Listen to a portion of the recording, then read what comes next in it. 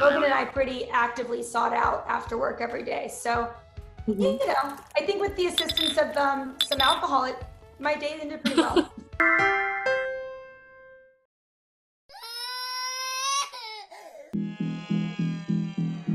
We were lucky to get out of those escape rooms alive. I need to know that the criminals who killed the 4 people in front of me are held accountable. They're hiding in plain sight in the middle of Manhattan. We need to stop them. I'm in. I am a big fan of thriller and horror films. I really enjoyed this one. I'm very curious, is this movie you screamed the most in your entire film career? Yell and scream. Yes, I mean, I do a lot of screaming in my career for some reason. Why? People like to see me get tortured. But other than that, you know, yeah, this definitely takes the cake. It is high octane, and I thought that the first one was going to be the tip of the iceberg up on in the streaming levels, but you know, they really like to amp it up. It's the sequel, so we gotta make it bigger and better than the first. And yes, that shows, and it also shows with my vocal yelling. And how about Holland? Well, after an intense day of shooting, do you still in one piece, or can you still talk normally? I will say that in my previous jobs, I have played a banshee, which actually means like a professional screamer. And I will say that Escape Room 2 surpasses that. So that just gives you a meter of how much screaming there is in this movie. But yeah, I think I took a lot of naps. I'm a cat napper, and so I can get through enough to have some good old Savannahs, which were these like cider beers that we had in Cape Town that Logan and I pretty actively sought out after work every day. So, you know, I think with the assistance of some alcohol, my day ended pretty well.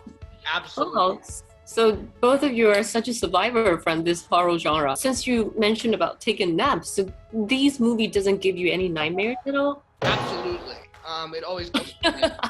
In fact, when I am shooting, and this could be horror film or any other genre, you're on set so constantly that when I go to bed, I'll have dreams that the entire cast and crew are in my bedroom, and the director is directing me how to sleep. How to sleep? Yeah, like, yeah, you know, you're a little bit lopsided on your right side there. Can you just turn over a little bit? Give us a little bit of a snore. There we go. That's right, Logan. Good job. Does that mean that the director is your biggest nightmare? Some would say, yeah. I guess for any actor, maybe. And how about Holland? It seems like you are pretty courageous, so you're not scared of anything, so you can fall asleep very easily anytime.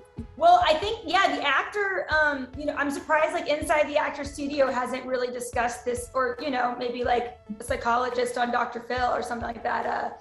Actors have dreams that we're still filming, and I would be hard pressed to find an actor that, you know, I somehow think that like some night scenes have been added to the film when we sleep.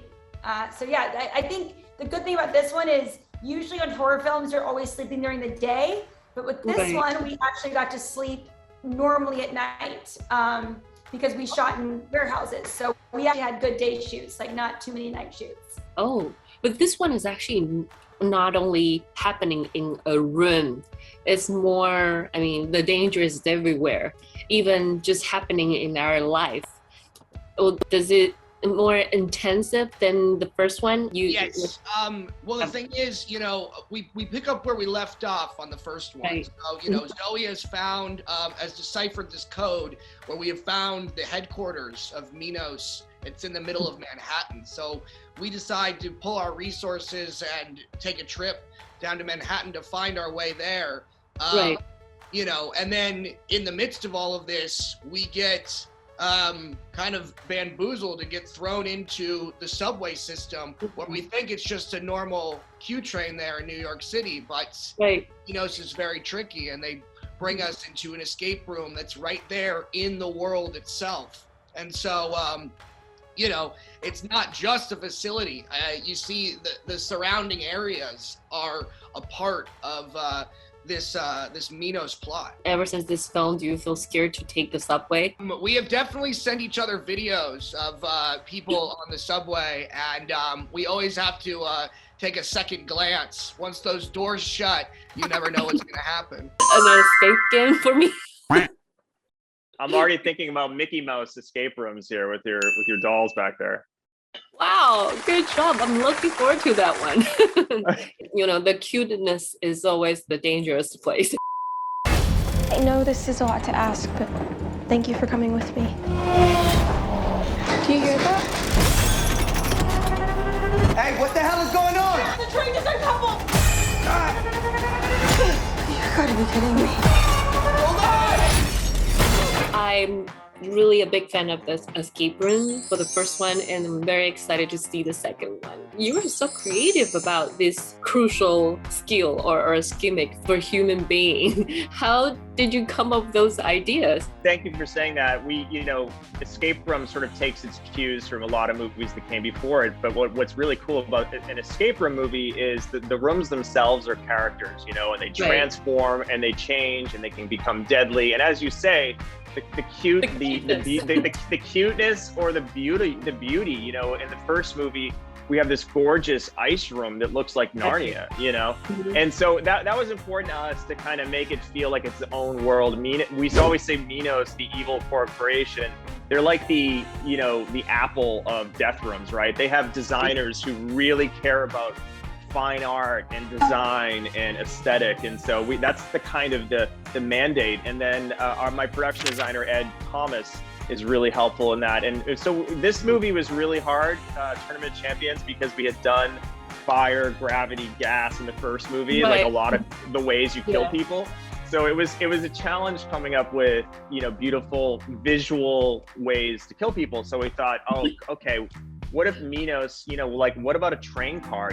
What if the game expands? It's not just one place. What if they have all these tunnels underneath New York City? And so that was kind of the origin of it. And yeah, a train that turns into a beautiful Tesla coil. We get it's like because we want people to leave the theater going, I'm not safe anywhere, Right, yeah, I totally feel that way after the trailer itself. I don't want to give any spoiler here, but just watching the trailer myself, I feel worried to take the subway now. Good, we want to do to subways what Psycho did to showers, so. Right, I know. Give you the inspiration of my room right here.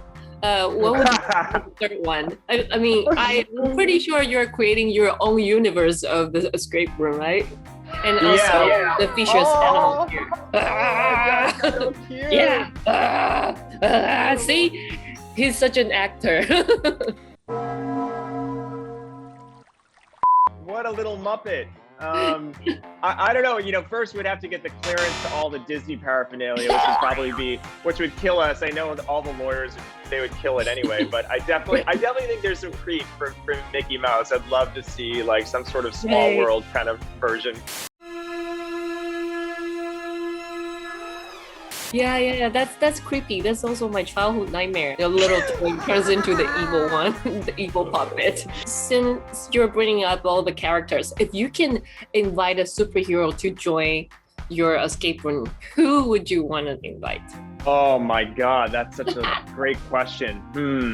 I feel like it'd be interesting. The movie would be over in 2 seconds, but the Incredible Hulk would be the Incredible Hulk, because he would just be like, "I'm not playing," and he would just turn big and green and just and just try to break out the way. It's frankly the way Zoe does. I mean, Zoe doesn't want to play the game, and she's figuring out ways of weaknesses in the room. So I feel like the Hulk would be an interesting addition to an escape room movie. 别忘了订阅我们的频道，打开小铃铛就不会错过任何精彩内容，随时上架。我们下回再见。